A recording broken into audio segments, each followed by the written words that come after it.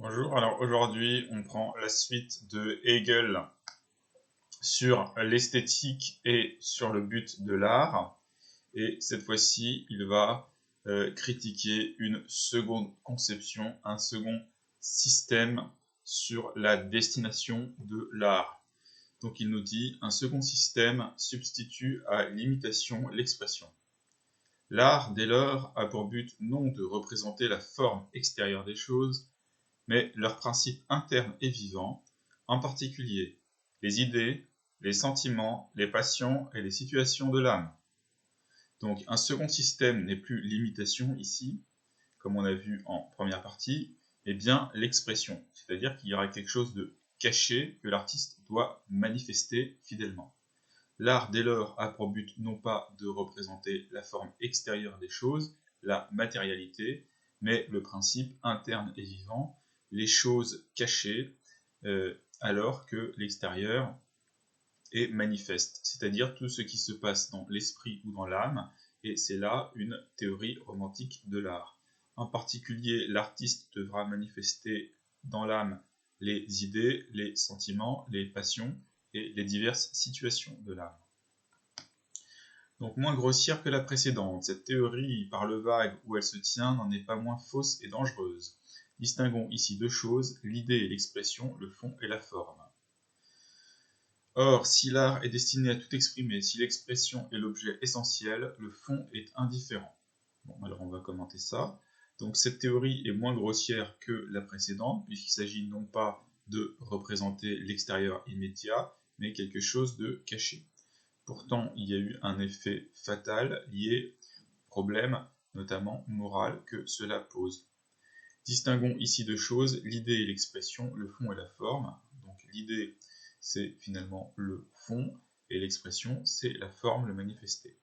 Or, si l'art est destiné à tout exprimer, si l'expression est l'objet essentiel, le fond est indifférent.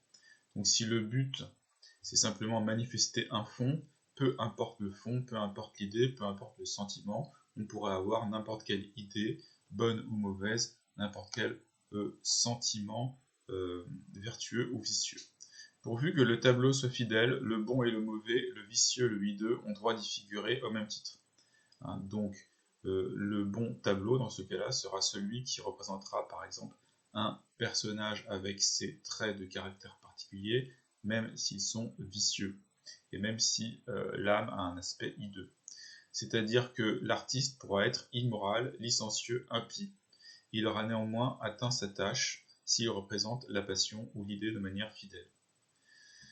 Mais ce système retombe dans le principe de l'imitation, puisque le procédé est le même, puisqu'on imite simplement de manière non sélective à un intérieur ou un fond. L'art n'est ici qu'un écho, une langue harmonieuse, c'est un miroir vivant où viennent se refléter tous les sentiments et toutes les passions. La partie basse et la partie noble de l'âme s'y disputent la même place. Donc l'art est né donc ici conçu comme un écho, comme un miroir vivant où viennent se refléter les sentiments et les passions. L'art est donc un reflet de tout ce qui se passe dans l'âme, sans ordre et sans harmonie. La partie basse et la partie noble de l'âme y ont la même place. Hein. Le beau et le bas y sont jetés pêle-mêle. Le vrai ici, c'est le réel. Ce sont les objets les plus divers et les plus contradictoires. Hein. Donc le vrai est considéré comme quelque chose de plus ou moins immédiatement donné. C'est le fond de l'âme dans son aspect chaotique.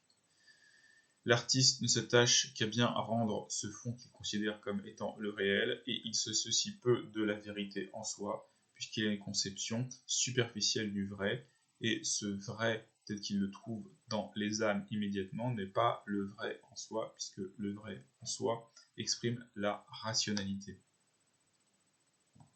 Tel est le système qui prend pour devise la maxime l'art pour l'art, c'est-à-dire l'expression pour elle-même. On connaît ses conséquences et la tendance fatale qu'il a de tout temps imprimée aux arts.